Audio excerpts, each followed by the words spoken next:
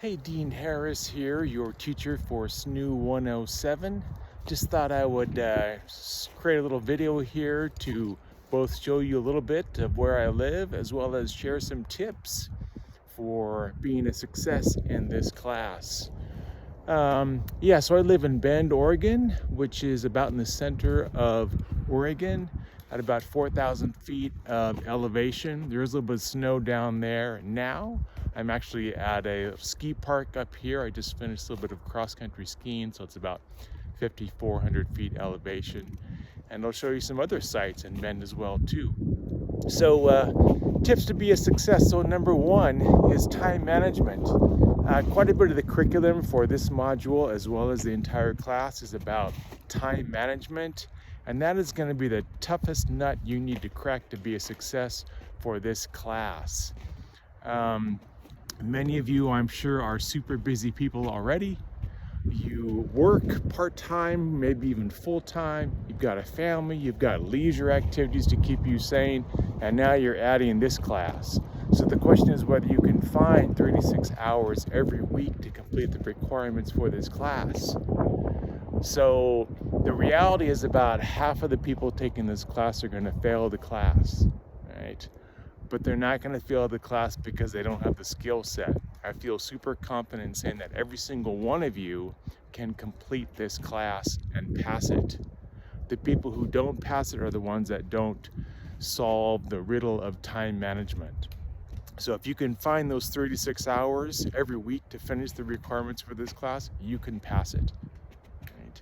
Tip number two is passing the class. I'm sure many of you are coming into this class hoping that you're going to get an A in it and maybe even straight A's through all the coursework that you do at Southern New Hampshire University. That is a great goal.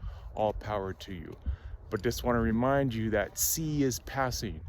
So if there's some term, some course where life gets in the way and you have to miss some assignments, maybe get zeros on some of the assignments, don't sweat it. Maybe you're not going to get that A, you're not going to get that B. Just make sure you get that C so you pass the class and you don't have to take it again. I've driven a little bit higher in the mountain to our ski resort, Mountain Bachelor. Is over here, a couple skiers. There's somebody over there. There's a ski lift over there. There's someone skiing. Yeah, so we have alpine skiing here as well too. Mount Bachelor is what you see behind me. So tip number three, read my announcements, please. Especially the one that I post on Monday morning, which kind of is the intro to the week's assignments.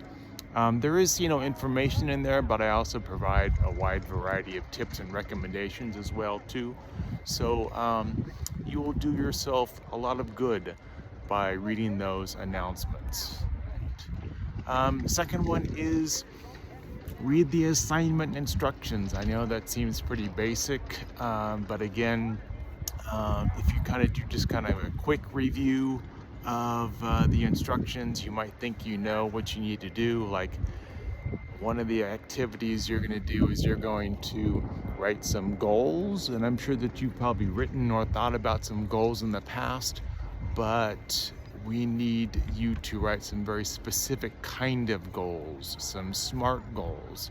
So definitely read the instructions, right, to make sure that you know exactly what I'm looking for the assignment. Hey, so I am in town now rather than up on the mountain. So the Deschutes River runs through Bend, and along the river a variety of homes as well as parks that you can see over there. So tip number 5 has to do with templates. So while you are closely reviewing those instructions for an assignment, make sure to keep your eyes open for templates. Template is basically a form that you can use to complete the assignment. You don't need to recreate the form, just use it as is. Usually you need to delete some text and then insert your answer, but templates, super helpful. Next thing is, in those instructions you oftentimes find an exemplar or a sample completed assignment. So make sure you check that out so that you can see what your answer should look like. And then the last piece is make sure to get your hands on Office 365. As a student, you have access to that productivity suite. So Microsoft Word is on there, Microsoft Excel as well too. So make sure that you get your hands on that so that you can complete the assignments and submit a Microsoft Word document.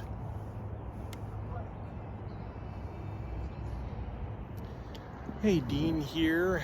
I had to change because, well, it's a new day. I'm here with my final 3 tips here. I'm on a different spot in the Deschutes River.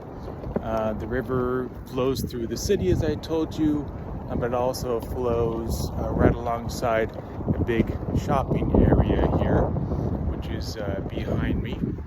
So let's see, one tip is rubrics.